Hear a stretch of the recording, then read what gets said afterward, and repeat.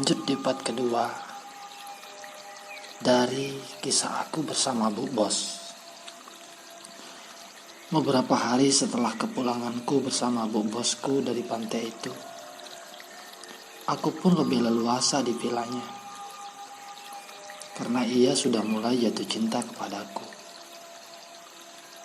Semuanya terlihat jelas dari caranya memberiku perhatian, seolah-olah ia takut kehilanganku. Maka tiba saatnya kami harus meeting besar-besaran bersama seluruh kru yang ada di villa itu, termasuk kedua bosku, untuk membahas penambahan room di villa itu. Karena ramainya tamu kami tiap bulannya terus meningkat. Dan yang menarik, omset villa itu pun meningkat drastis dari sebelumnya. Maka prestasiku itu tak disia-siakan oleh bos laki-lakiku. Ia memberiku reward berupa 1 unit mobil untuk operasionalku. Belum lagi uang tip dari beberapa tamu yang bisa kami kumpulkan. Sempurna. Sangat sempurna sekali masa-masaku di villa itu. Jutaan rupiah bisa kami raup dalam waktu yang tergolong singkat. Belum lagi rewardku. Dan tak kalah penting, kado istimewa yang tak terlupakan. Belayan manja dari bosku yang super cantik itu, yang membuat aku tambah semangat menjalani hari-hariku di villa itu. Sungguh, villa itu menjadi tempat terindah dalam hidupku kala itu. Karena aku bisa memiliki semuanya di masa mudaku. 2 bulan kemudian, jadilah 4 room tambahan dari villa itu. Maka di awal 2011, villa itu lebih ramai lagi. Namun, sejak itu aku mulai berpikir lebih dewasa lagi. Bagaimana caranya agar kelak aku bisa punya villa sendiri? Terus berulang-ulang dalam hatiku. Kata itu seolah-olah mendorongku untuk menggapainya. Namun, sayang hayalan itu hanya dalam angan-angan. Karena harga tanah yang begitu meroket, yang membuat hayalanku tak bisa sampai dalam waktu dekat. 1 tahun kemudian, akhirnya di villa itu aku bertemu dengan tamuku dari Amerika.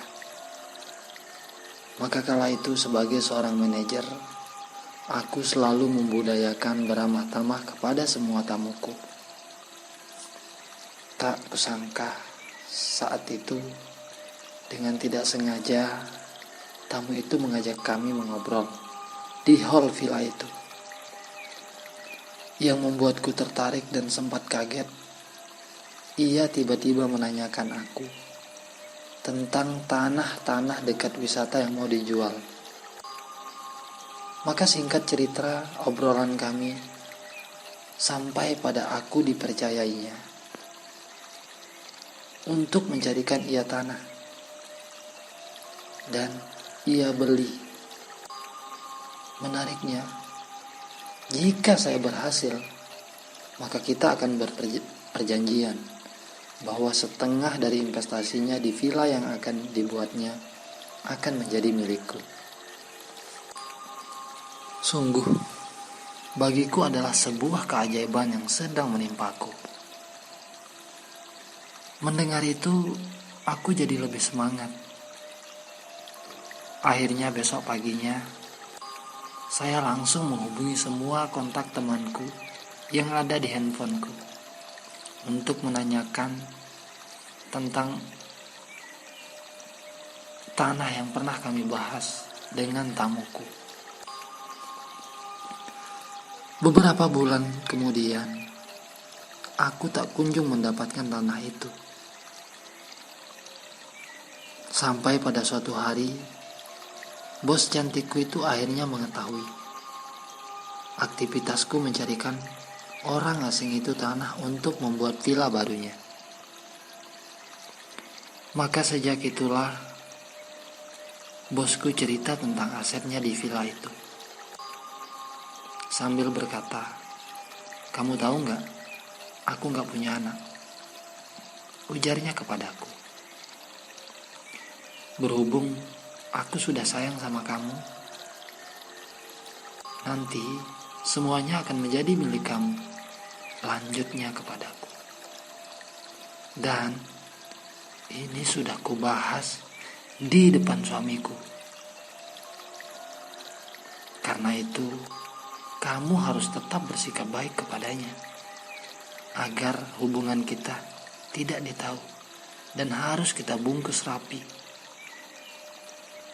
ujarnya kepadaku. Maka dua peluang itu membuat konsentrasiku jadi buyar, karena keduanya sama-sama menjanjikan masa depanku. Sejak itulah bos cantikku lagi-lagi harus tiap hari ingin dibelai, karena mungkin belayanku lebih romantis dibandingkan suaminya yang sudah agak tua. Maka tiba pada suatu malam, ketika aku dan bos cantikku tak bisa menahannya dengan suasana dinginnya malam itu, hingga membuat kami berdua harus tiduran di room 01 di villanya. Maka malam itu berlalu begitu indah dengan bos cantikku. Namun tak terduga, sebelum matahari terbit, bos laki-lakiku tiba-tiba datang di villa itu. Sementara itu kami belum terbangun.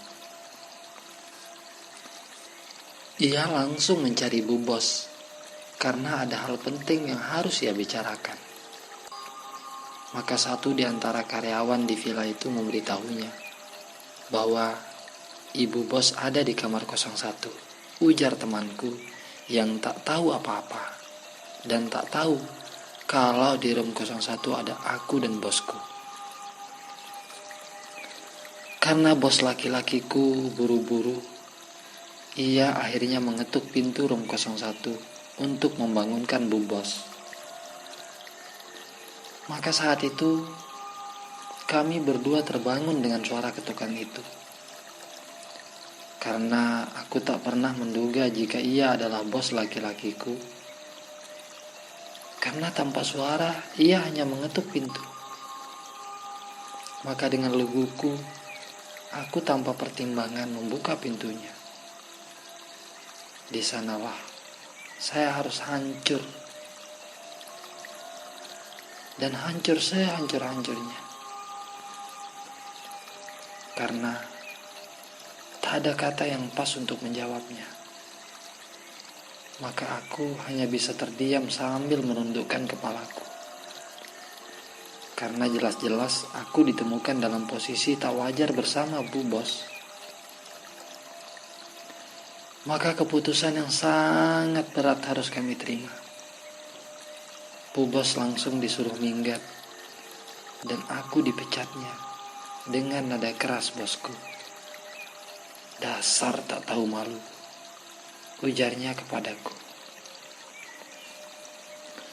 Maka saat itu, dengan menundukkan kepalaku penuh penyesalan, aku akhirnya angkat kaki dari villa itu dengan membawa hidupku yang hancur. Segala impianku harus terkubur karena salahku yang tak bisa menahan diri. Begitu juga dengan nasib Bu Bos. Ia juga harus angkat kaki. Namun, satu hari setelah kepergianku, maka aku harus memulai hidupku dari nol lagi. Beberapa minggu kemudian, Bu Bos tiba-tiba kutemui di sebuah pasar rakyat dan terlihat seperti gembel. Maka saat itu aku tak menyapanya, karena ia sudah tak menarik lagi. Terima kasih telah tonton video ini. Kisah-kisah yang ada di video ini murni kisah nyata kehidupan. Karena itulah pesan kami, ambil positifnya, buang jauh-jauh negatifnya.